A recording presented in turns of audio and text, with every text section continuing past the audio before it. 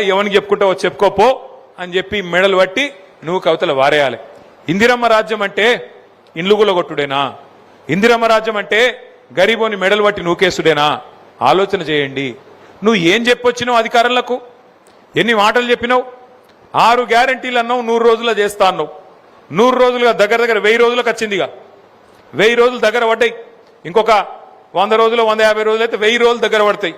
100 రోజుల్లో 6 గ్యారంటీలు అని చెప్పిన పెద్ద మనిషి, 100 రోజుల్లో 6 గ్యారంటీలు అమలు చేస్తా అని చెప్పిన పెద్ద మనిషి ఒక్కటన్నా అమలు చేసిండా?